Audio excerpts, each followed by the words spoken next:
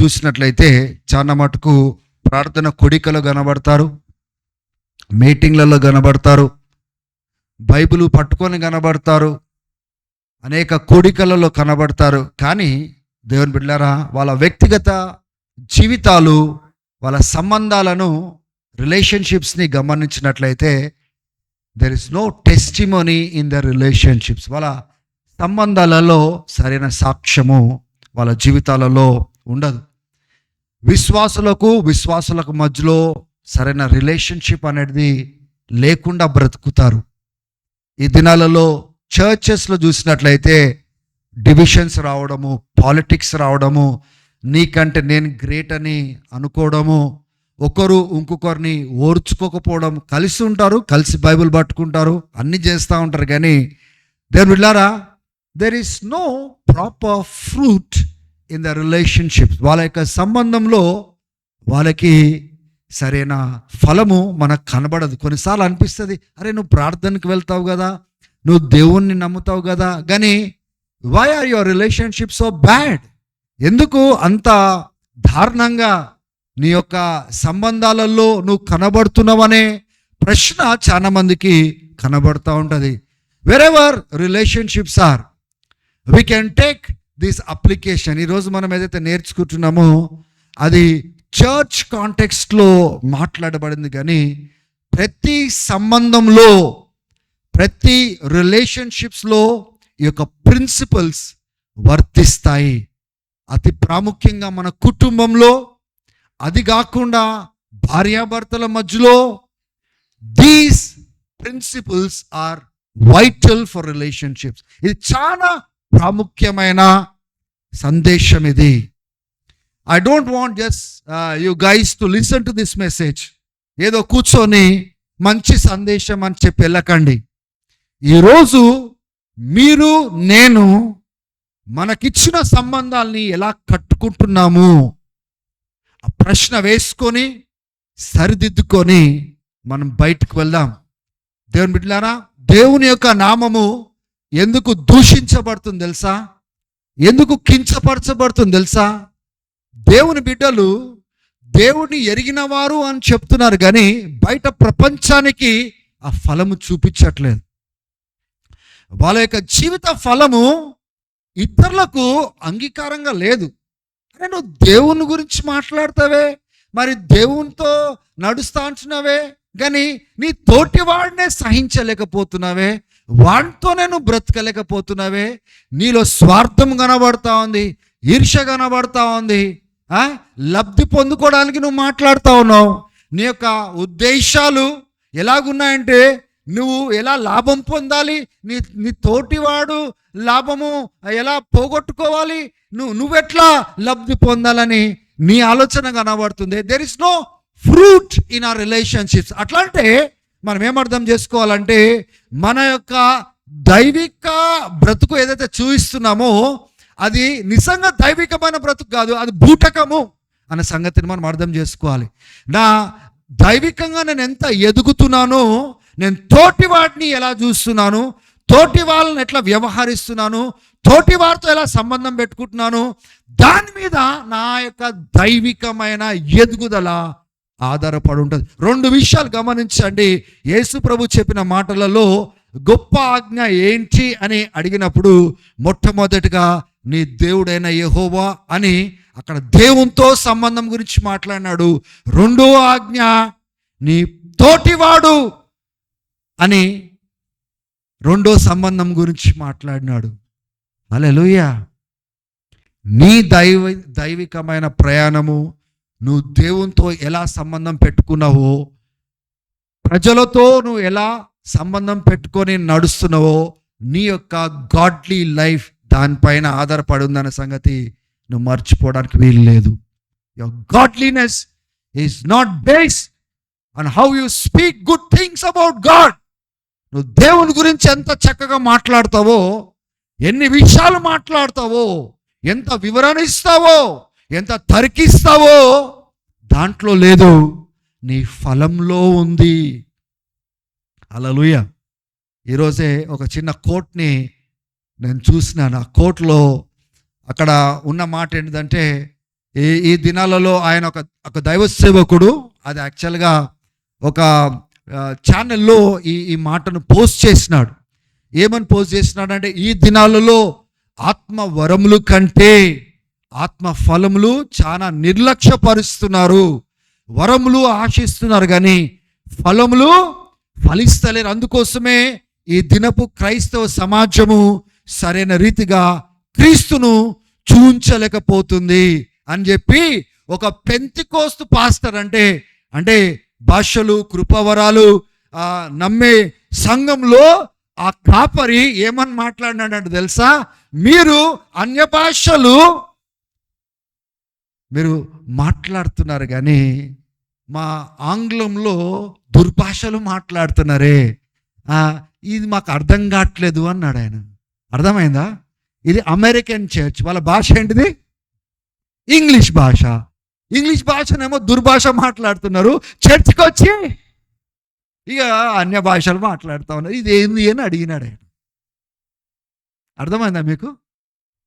How can you speak in tongues and yet are unwholesome in a general English talk? అది కరెక్ట్గా లేదు, ఫలము సరైన రీతిగా లేదు. ఐఎమ్ జస్ట్ ట్రయింగ్ టు లే a base for this message.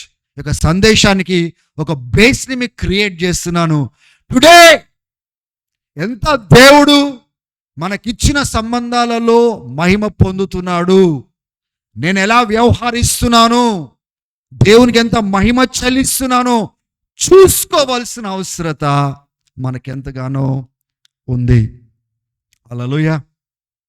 4వ అధ్యాయము 1వ వచనాన్ని దయచేసి చూడండి. ఇక్కడ ఏమంటున్నాడు?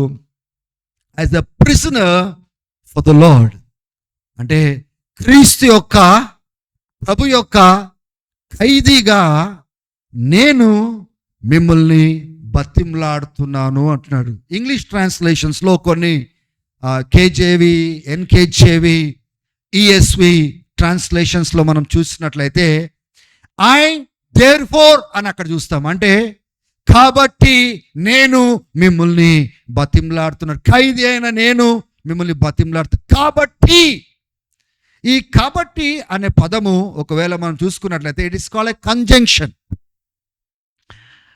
అంటే ఏదైనా సపోజ్ మనం చెప్పి చివరికి కంక్లూజన్ మనం ఇస్తాము. చాలా ఇంపార్టెంట్ విషయాలు మనం మాట్లాడతాము. ఇదంతా ఇలా ఇది జరిగింది, అది జరిగింది, అక్కడ ఇది జరిగింది, కాబట్టి మీరు అక్కడికి వెళ్ళకండి అని మనము అప్లికేషన్ ఇస్తాం కదా. అట్లా అపోస్తలున్న పౌలు చాలా విషయాలు ఆయన మాట్లాడిన తర్వాత he says I urge you, విశ్వాసులకు రాస్తున్నాడు, విశ్వాసులకు చెప్తున్నాడు, నేను మిమ్మల్ని బతిమలాడుతున్నాను. Walk worthy of the calling that you have received.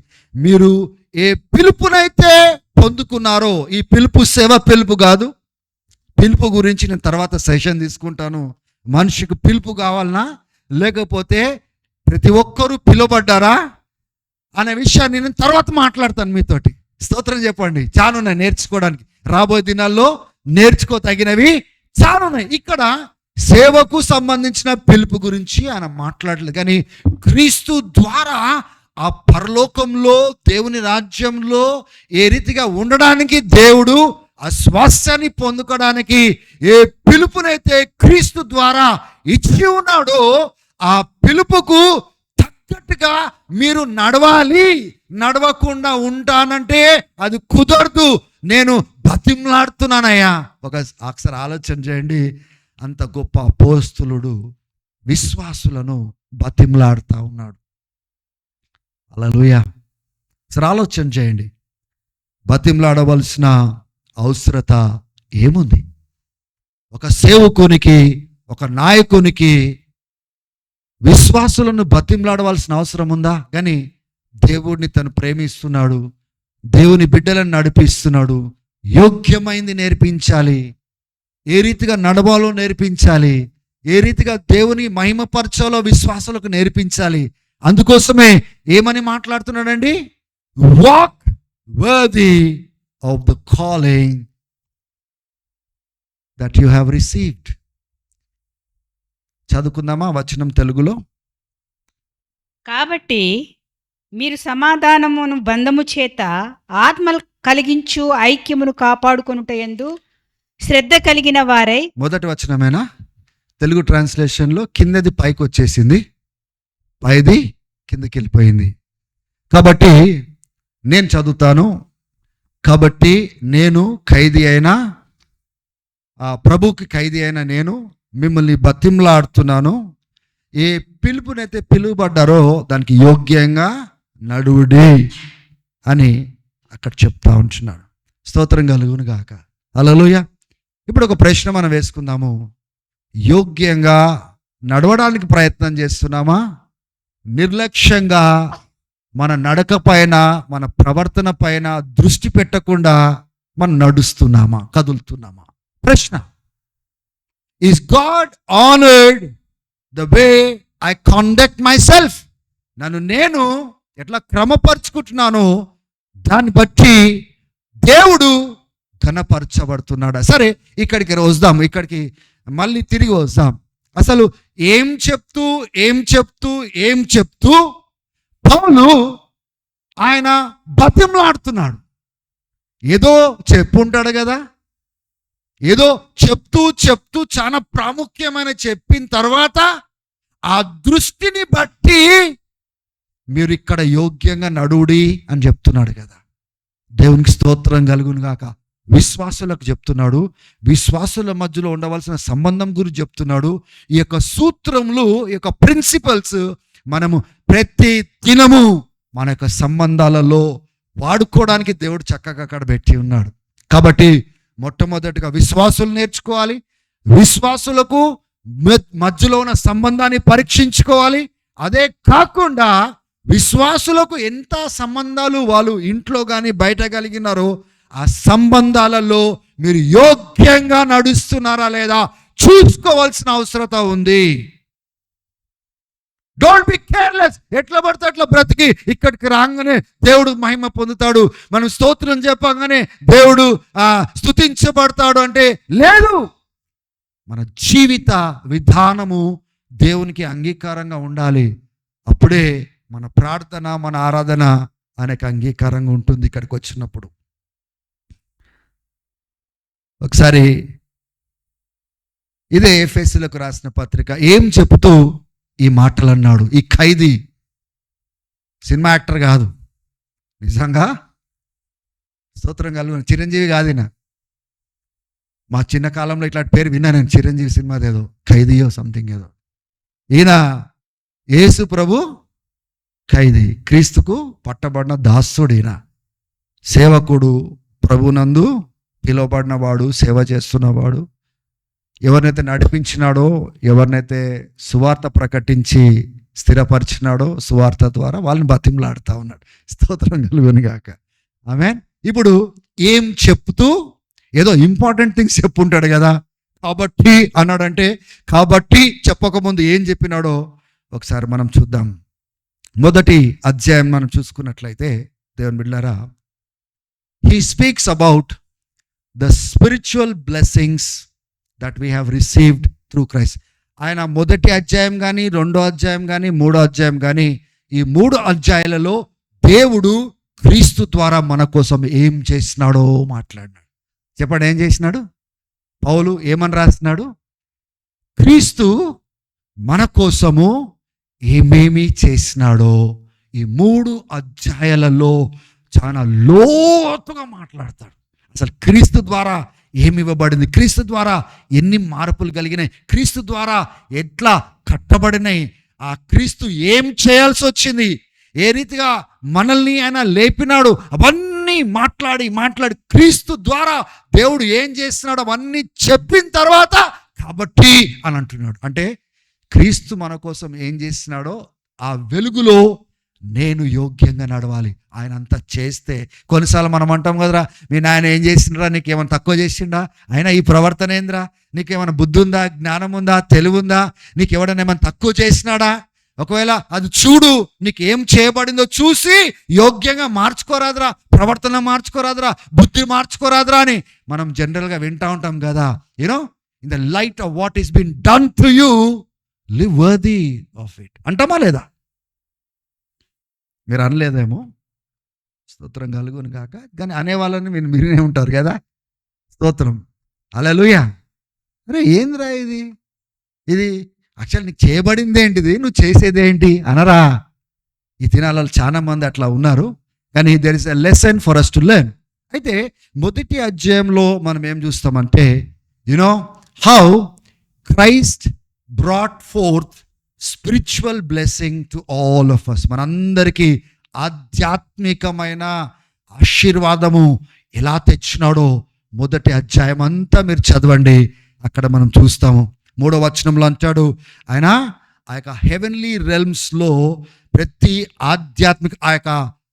ఆధ్యాత్మికమైన మండలంలో ప్రతి రకమైన ఆధ్యాత్మికమైన ఆశీర్వాదాలు క్రీస్తు ద్వారా మనకిచ్చినాడు.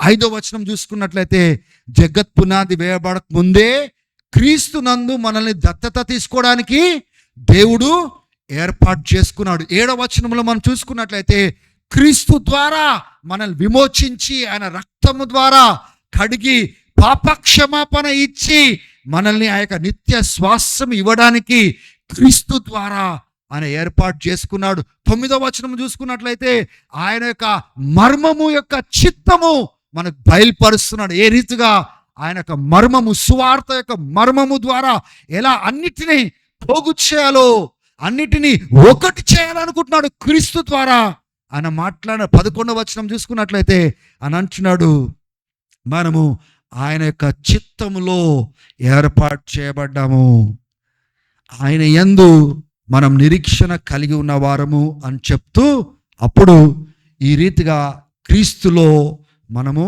ఏర్పాటు చేయబడ్డాము.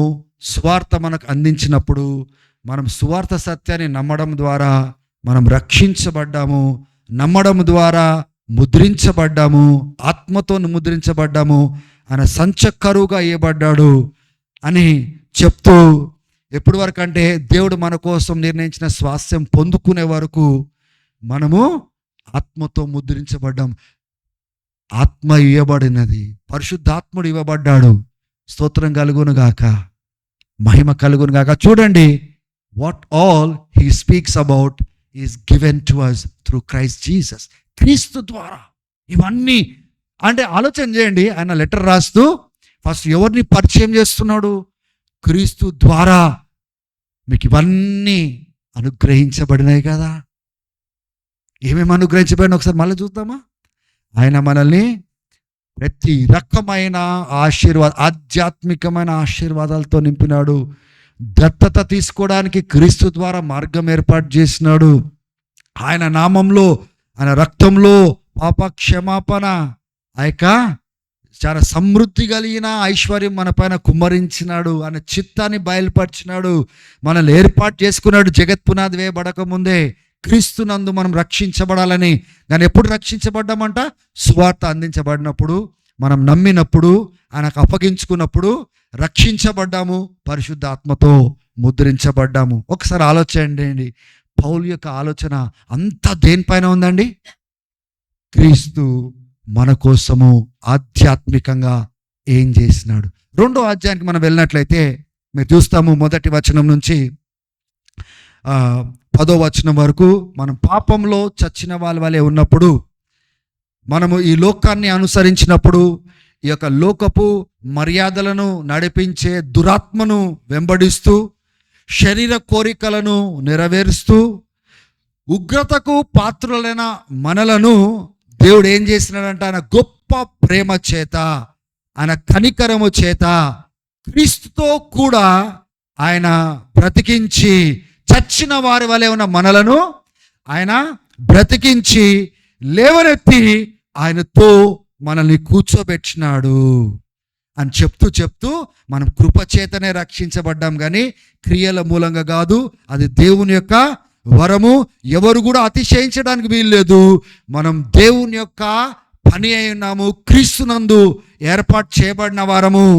మన ద్వారా దేవుడు ఏ సత్క్రియలు చేయాలనుకుంటున్నాడో ముందుగానే దేవుడు ఏర్పాటు చేసినాడు అని చెప్తున్నాడు. అంటే ఈ యొక్క 2వ అధ్యాయంలో మొదటి 10 వచనాలలో if there is any takeaway, ఏదైనా చాలా ప్రాముఖ్యమైనది ఏమైనా ఉన్నది అంటే, మనం చచ్చిన వాళ్ళ ఉన్న మనలను క్రీస్తుతో కూడా బ్రతికించి లేవనెత్తి ఆయనతో పాటు కూర్చోబెట్టినాడు.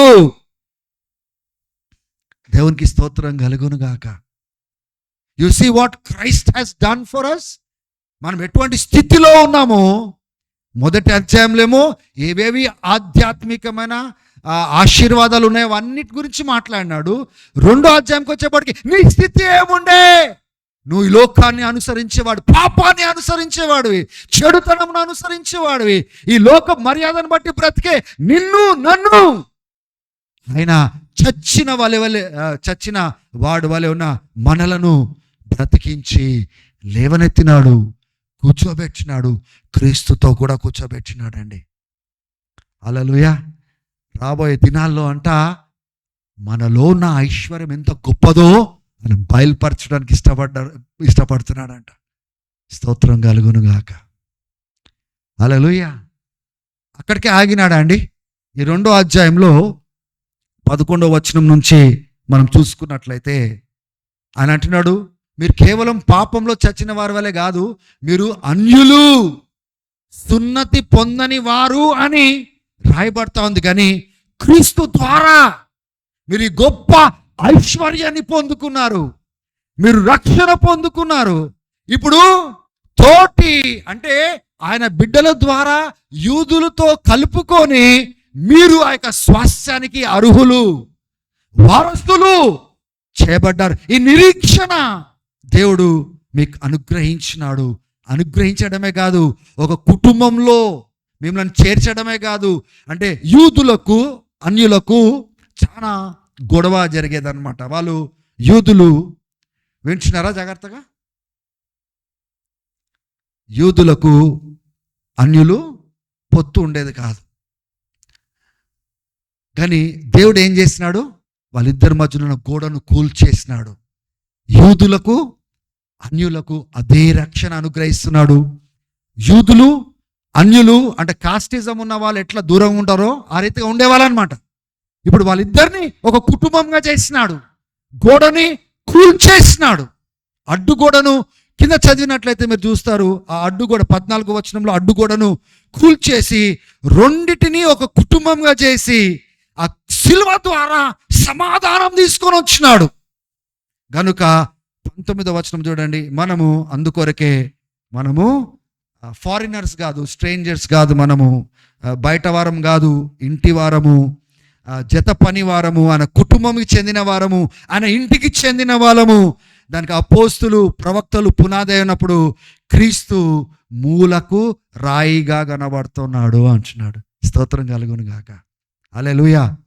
ఇప్పుడు ఈ 2వ అధ్యాయంలో 2వ భాగంలో ఏం చూస్తున్నామంటే, అన్యులు, సున్నతి లేని వారు, దేవుని స్వాస్థ్యానికి దూరం ఉన్న వారిని ఆయన కుటుంబంలో చేరుస్తున్నాడు. ఇద్దరు మధ్యలో ఉన్న ఈ 2 వర్గాలకు మధ్యలో ఉన్న వ్యత్యాసాన్ని కూల్చేస్తున్నాడు. కూల్చివేసి ఒక కుటుంబాన్ని కడుతున్నాడు. స్తోత్రం కలుగును గాక. రాబోయే దినాలలో ఏం చేస్తాడు తెలుసా, ఇక్కడ వర్గాల్లో ఉన్న వ్యత్యాసాలని కూల్చి ఒకటి చేస్తాడు. తర్వాత చివర్లో ఈ కుటుంబాన్ని ఆ కుటుంబాన్ని ఒకటి చేస్తాడు ఆయన రాకడలో. స్తోత్రం కలుగును గాక. మీకు అర్థమవుతుందా? That is a work of Christ. క్రీస్తు ఈ యొక్క భిన్నాభిప్రాయములను విరగొట్టి కూల్చి, మనమున్న సాంప్రదాయంలో ఎంత వర్గాలు ఉన్నాయి, ఎన్ని కులాలు ఉన్నాయి, ఎన్ని డివిజన్స్ ఉన్నాయి, ఒక్కొక్కడిని ఎలా చూస్తున్నాడో ఒకసారి గమనించండి. కానీ దేవుడు ఆ వర్గాలను కూల్చి ఒక కుటుంబంగా చేస్తా ఉన్నాడండి. స్తోత్రం కలుగును గాక. 3వ అధ్యాయంకి వచ్చేపాటికి ఈ యొక్క సువార్త యొక్క మర్మం గురించి మాట్లాడుతున్నాడు. ఏం మర్మం అది? ఈ యొక్క సువార్త ద్వారా దేవుడు అన్యులను కూడా ఆయన రాజ్యంలో ఎలా చేర్చాలనుకుంటున్నాడో ఆ యొక్క మర్మం గురించి మాట్లాడుతున్నాడు. ఈ అధ్యాయం అంతా మీరు చూడండి.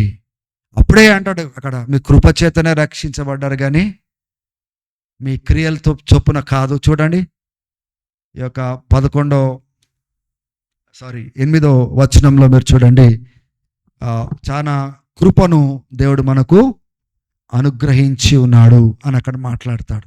దేవునికి స్తోత్రం కలుగును గాక. హల్లెలూయా. ఇవన్నీ మాట్లాడిన తర్వాత క్రీస్తు ద్వారా ఇది ఇవ్వబడ్డాయి, క్రీస్తు ద్వారా అది ఇవ్వబడ్డాయి, క్రీస్తు ద్వారా అడ్డుగోడలు తొలగినాయి, క్రీస్తు ద్వారా ఇవన్నీ జరిగినాయి కనుక నా సహోదరులారా, క్రీస్తును ఘనపరచడము గురిగా పెట్టుకొని బ్రతకండి, యోగ్యంగా బ్రతకండి అని సెలవిస్తూ ఉంటున్నాడు. స్తోత్రం కలుగును గాక. హల్లెలూయా. ఇప్పుడు మీరు యోగ్యంగా నడవడానికి కారణం ఏంటి తెలుసా? ఆయన ఇవన్నీ నీ కోసం సంపాదించినాడు. ఆయన నీ కోసము ఇవన్నీ చేసి సిద్ధపరిచినాడు. నువ్వు ఇష్టం వచ్చినట్టుగా నడవడము ఆయనకి ఇష్టం లేదు. ఆయనను కించపరిచి బ్రతకడము నీ సంబంధాలలో ఆయనకి ఇష్టం లేదు. నీవు నిజంగా రక్షించబడిన వాడుగా, క్రీస్తు ద్వారా విమోచించబడిన వాడుగా నువ్వు బ్రతికి నువ్వు సమాజంలో నీ సంబంధాలలో బ్రతికి చూయించు అని మాట్లాడుతున్నాడు. అంటే ఇక్కడ ఒకటి గ్రహించవలసిన విషయం ఏంటిదంటే, యోగ్యంగా నడుడి అని ఎందుకు అంటున్నాడంటే, యోగ్యంగా నడుడి అనే మాట దేనికి సంబంధించిందంటే, కృతజ్ఞత చూయించి బ్రతుకు. ఆయన నీకు ఇంత చేస్తే కృతజ్ఞత ఏది? Wear is gratitude in you? ఈ దినాలలో క్రైస్తవులు యోగ్యంగా నడవడానికి ప్రయత్నం ఎందుకు చేయట్లేదు తెలుసా? దేవుడు వాళ్ళ కోసం ఎంత చేసినాడో జ్ఞాపకం చేసుకోవడము మర్చిపోయినారు. కాబట్టి ఆ వెలుగులో నేను పరీక్షించుకుంటే యోగ్యంగా ఎలా నడవాలో నాకు అర్థమవుతుంది.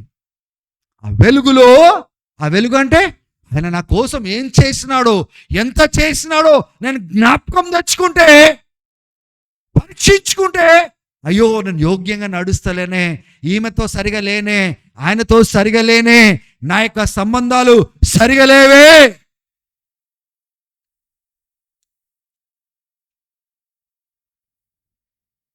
ఆ సిలువకు తగ్గట్టుగా లేవే, ఆయన వెల చెల్లించినట్టుకు తగ్గట్టుగా లేవే, నేను ఈ రీతిగా దేవుణ్ణి ఘనపరచలేను. Where is gratitude church?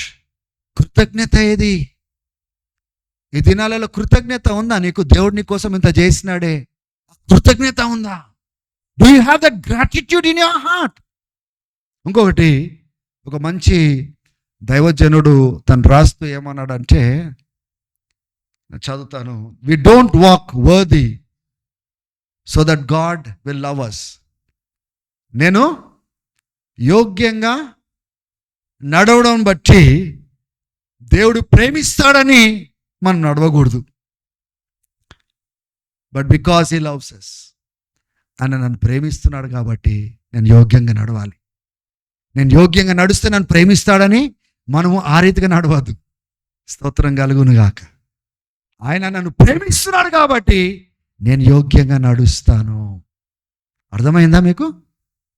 హల్లెలూయా. ఇప్పుడు ఎందుకు బతిమలాడుతున్నాడో మీకు అర్థమైందా? ఆయనకు అర్థమైన విషయం ఏంటంటే, అంత గొప్ప దేవుడు అంత గొప్ప కార్యం చేస్తే మనం దాన్ని పట్టించుకోకుండా ఇష్టానుసారంగా బ్రతుకుతున్నామే. అట్లా ఉండకూడదు. అది కృతజ్ఞతతో బ్రతికే బ్రతుకు కాదు, యోగ్యంగా నడిచే బ్రతుకు కాదు, దేవుని ఘనపరిచే బ్రతుకు కాదు. అందుకోసమే బతిమలాడుతున్నాడు.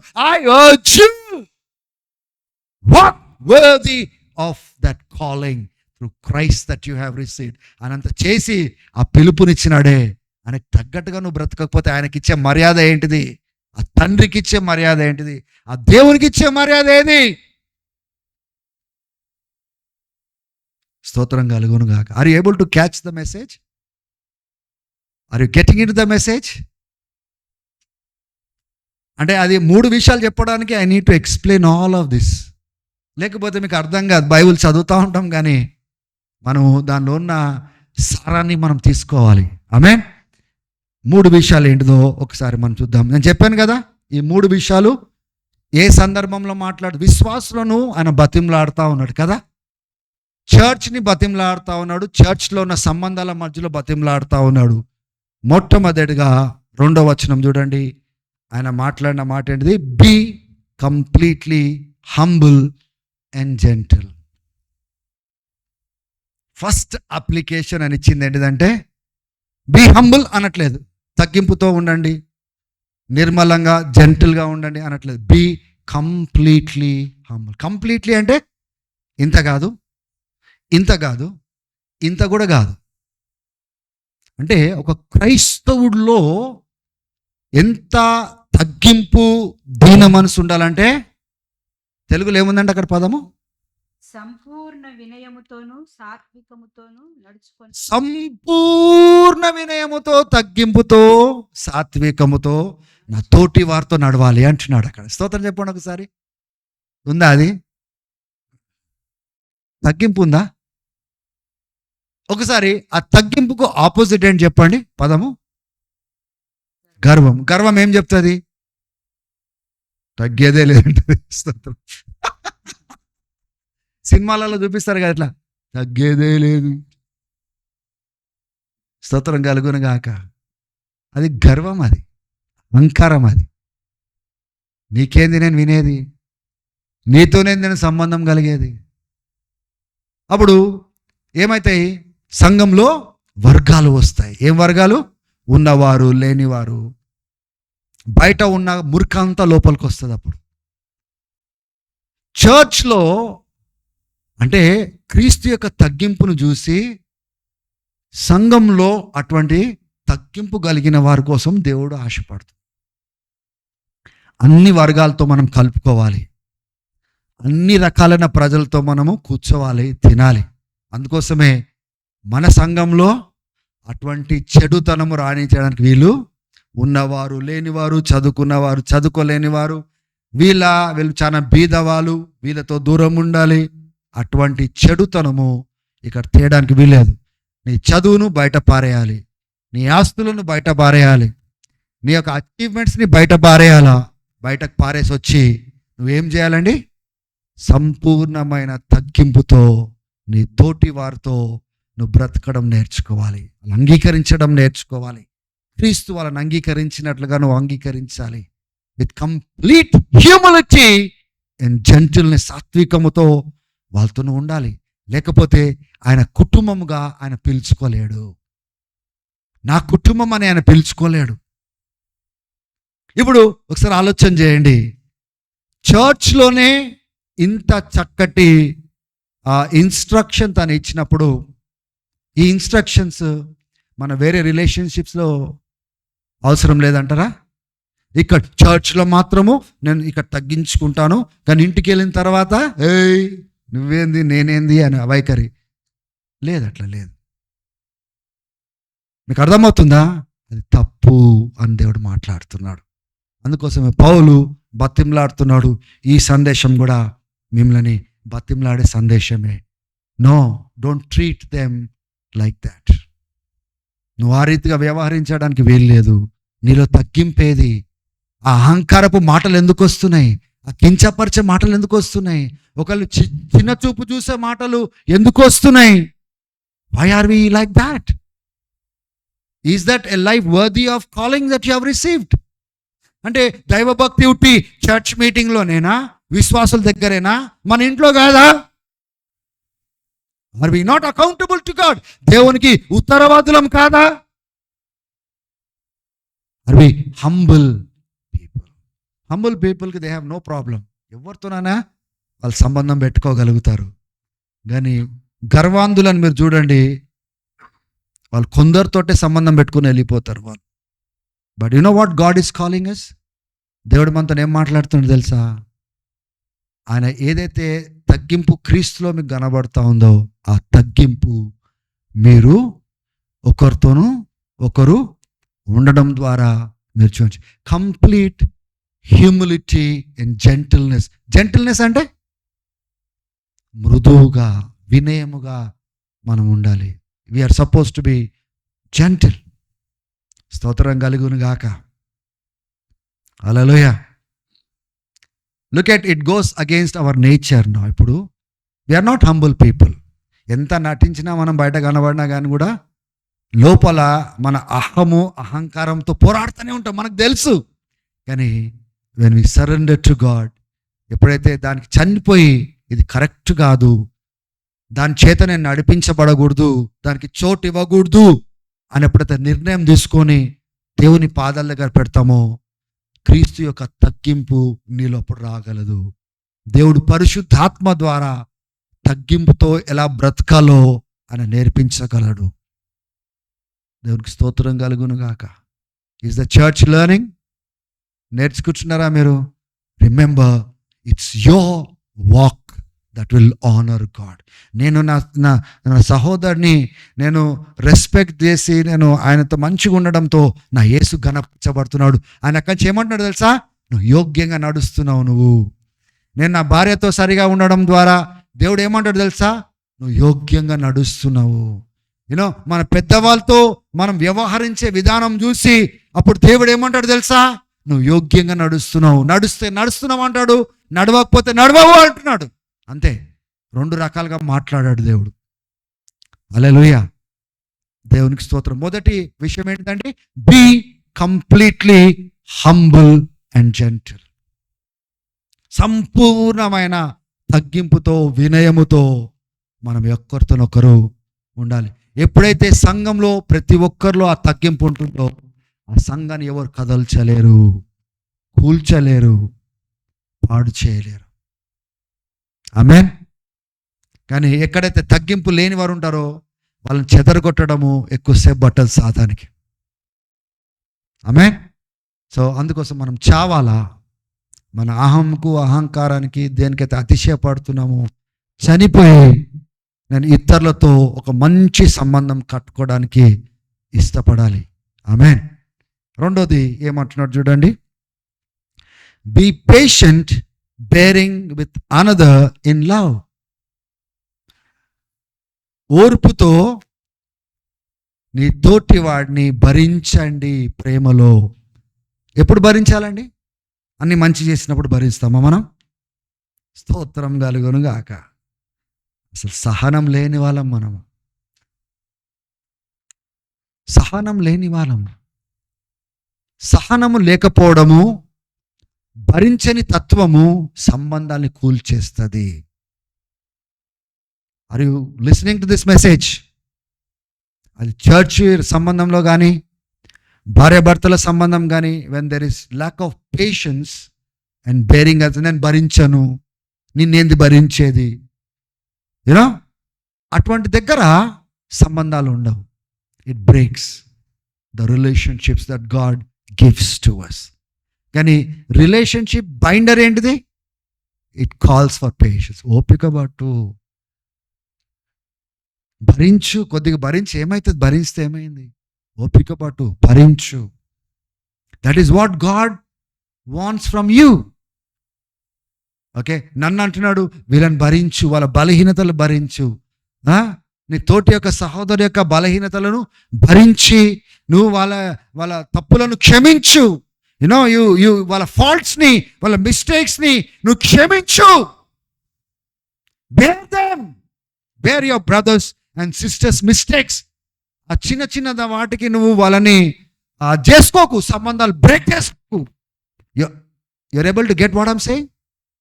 బేర్ దెమ్, ఓర్చుకో, సహించు అంటున్నాడు. ఈరోజు you don't have that patience at all. అందుకోసమే మన రిలేషన్షిప్స్ చర్చ్లో కానీ ఇంట్లో కానీ సరేయలేవు. No patience. ఎదుటోళ్ళు తప్పులను పాయింట్అవుట్ చేయడమే కానీ వాళ్ళ యొక్క తప్పులను భరించి ఓపిక చూపించడము, ఆ దైవ గుణము ఈ దినాలలో లేదు. అందుకోసమే సంబంధాలు శ్రేష్టమైన రీతిగా కట్టబడట్లేదు. ఆమె అని చెప్పారే, పొరపాటు ఇప్పుడు ఎవరిది? దేవుందా? చెప్పండి. మనకేందంటే ప్రతిదానికి ఒకరిని నింద వేయడమో మనకు తెలుసు, వాళ్ళది ఫాల్టు అని చెప్తాం. ఎవరు దొరకకపోతే దేవుని మీద వేస్తారు. స్తోత్రం కలుగును గాక. అంటే ఒకరిని బ్లేమ్ చేయడమే తప్ప, అరే ఆ బ్లేమ్ నేను తీసుకుంటే ఏమవుతుంది? నేను సఫర్ అయితే ఏం లాభం? ఏం పర్వాలేదు కదా, నేను సఫర్ అవుతా, ఓర్చుకుంటా, నేను I will be patient, I will bear. That is godliness at work. అది దైవికమైన లక్షణము కార్యము చేయించున్నది. మీరు జనరల్ గమనిస్తూ ఉంటారు కదా, అయిపోయింది, ఓర్చుకోలేను, నేను తట్టుకోలేను, అంటే నువ్వు తెగదెంపులకు వచ్చినావు అని దాని అర్థం. అదే మాట దేవుడు నీతోనంటే, అదే రీతిగా దేవుడితో వ్యవహరిస్తే, అందుకోసం 3 అధ్యాయాలు అని చెప్పినాడు. క్రీస్తు మన కోసం ఏం చేస్తున్నాడో దాన్ని జ్ఞాపకం తెచ్చుకొని మిమ్మల్ని మీరు యోగ్యంగా మిమ్మల్ని కట్టుకోండి అంటున్నాడు. ఇప్పుడు ఏం చేయాలి మనము? భరించను అని చెప్పాలా సంఘంలో నా తోటి వారిని? వాళ్ళు ఎక్కడెక్కడి నుంచి వస్తారు పాపం. కొందరు ఇంత ఎదిగిన వాళ్ళు ఉంటారు, కొందరు అంత ఎదిగిన వాళ్ళు ఉంటారు, కొందరు ఏం తెలియని వాళ్ళు ఉంటారు. గేలి చేయాలా? వాళ్ళని అవమానించాలా? వాళ్ళు కొన్నిసార్లు తెలియక పొరపాట్లు చేస్తారు. మనం ఏం చేయాలా? ఓపిక కలగాల, వాళ్ళని భరించాలి. అదే సూత్రము మన కుటుంబంలో కూడా, అదే సూత్రము మన భార్యాభర్తల సంబంధంలో కూడా తీసుకురావాలి. ఎదుటోడిని నువ్వు ఇప్పుడు చాలా స్మార్ట్ అయిపోయినారు. ఇంటికి పోయిన తర్వాత భార్య అంటది, నా చెప్పిండు కదా, ఏది భరింపు, ఏది ఓర్పు అని అక్కడ డిమాండ్ చేస్తారు. అక్కడి నుంచి ఇటు వస్తుంది. మళ్ళీ నీదేది, నువ్వు కూడా విన్నావు కదా అంటే ఏం చేసిర్రు మరి ఇక్కడికి వచ్చి? మళ్ళీ దీన్ని పట్టుకొని కూడా కొట్లాడుకుంటున్నారే. స్తోత్రం చెప్పండి ఒకసారి. హల్లెలూయా.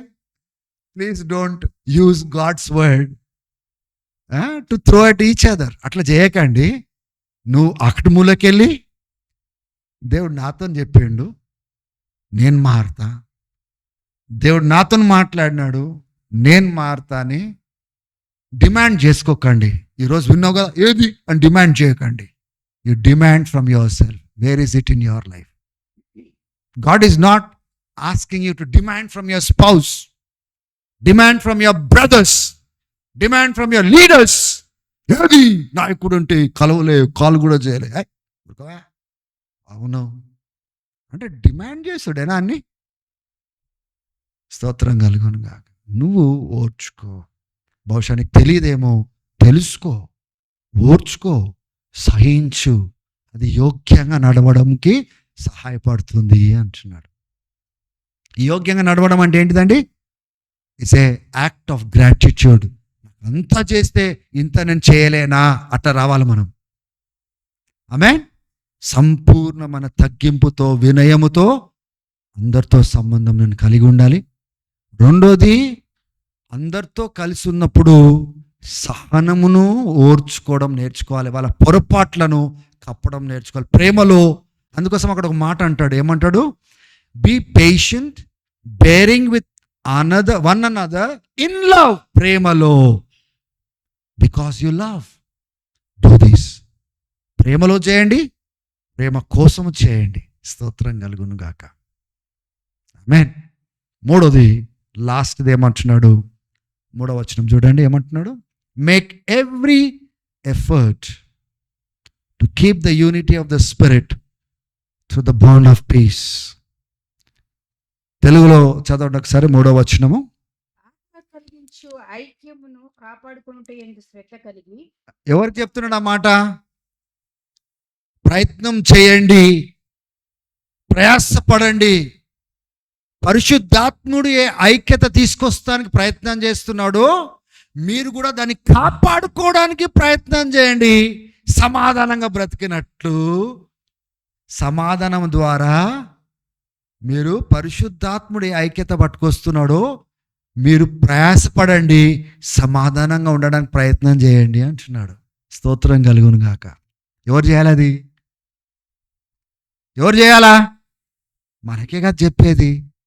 మిమ్మల్ని ప్రయాసపడమంటున్నాడు. పరిశుద్ధాత్ముడేమో అన్నిటినీ జతపరచనికి చూస్తున్నాడు, యూనిటీ తీసుకొని వస్తున్నాడు, ఐక్యత పట్టుకొని తీసుకొస్తున్నాడు. ఇప్పుడు ఆయన ఐక్యత పట్టుకొస్తున్నాడు కాబట్టి నన్నేమంటున్నాడు? నువ్వు ప్రయాసపడు, సమాధానంగా తోటి వారితో ఉండడానికి సమాధానపడు. ఎందుకంటే ఆయన అన్నిటినీ జతపరుస్తున్నాడు, అన్నిటినీ ఒకటి చేస్తున్నాడు. ఇప్పుడు నువ్వు ప్రయాసపడు సమాధానంగా ఇతరులతో ఉండడానికి, అసమాధానంగా ఉండడానికి కాదు. నేను ప్రయాసపడాలి, ఇతరులతో సమాధానంగా ఉండడానికి. దేవునికి స్తోత్రం కలుగును గాక. ఆయన అన్నిటినీ ఒకటి చేస్తా ఉన్నాడు. చెప్పండి, ఏం చేస్తా ఉన్నాడు?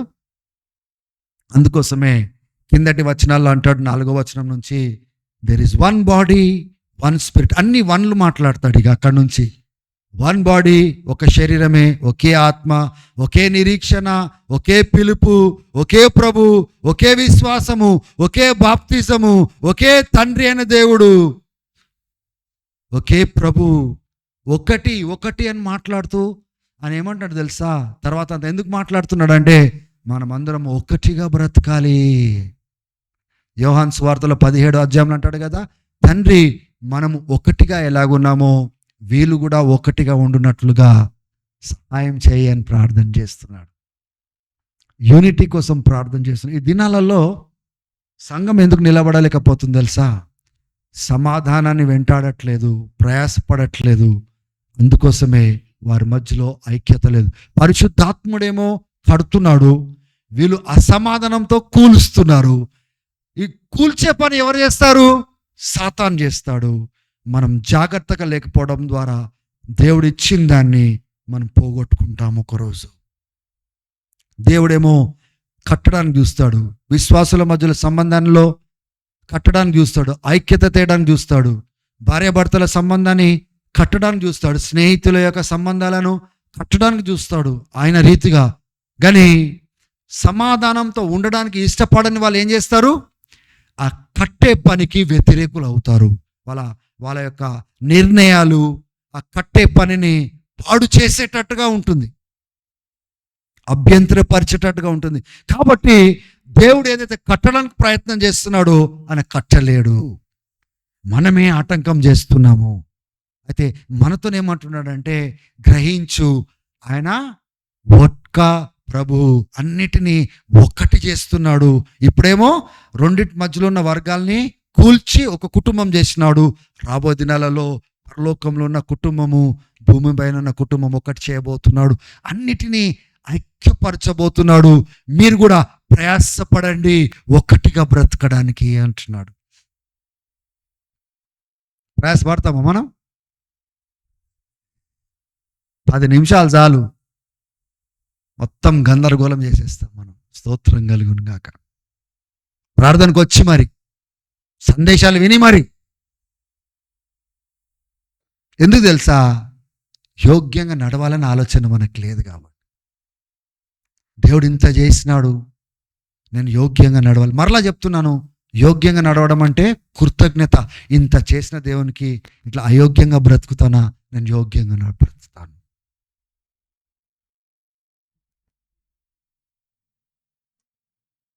నేను నడిస్తే నన్ను ప్రేమిస్తాడు కదా అని కాదు, నన్ను ప్రేమిస్తున్నాడు కాబట్టి నేను నడవాలి. హల్లెలూయా, దేవునికి మహిమ కలుగును గాక. ఎన్ని విషయాలు మనం చూసినాము? 1, సంపూర్ణమైన తగ్గింపుతో వినయముతో మన సంబంధాలు కట్టుకోవాలి. 2, ఎదుటి యొక్క వాళ్ళ యొక్క బలహీనతలను మనం భరిస్తూ ఓర్చుకుంటూ మనం ఏం చేయాలండి? మనము సంబంధాలను కట్టుకోవాలి. I need to bear with others. నేను బేర్ చేయనంటే కుదరదండి. అది దేవుడి కోసం అంతా చేస్తే ఇది చేయలేవాను అంటున్నాడు పౌలు. 3, ఐక్యతను కాపాడుకోండి. పరిశుద్ధాత్ముడు ఐక్యపరుస్తుంటే మీరు ప్రయాసపడండి. Make every effort. నువ్వు ప్రయాసపడు సమాధానంగా బ్రతకడానికి. ఈ 3 విషయాలు it's important for the church, it's important for husband and wife, it's important wherever we call or have a relationships. Amen. దేవుడు మీ అందరినీ గొప్పగా యోగ్యులుగా ఆ రీతిగా నడిపించునుగాక. Bless you all. ఆమేన్.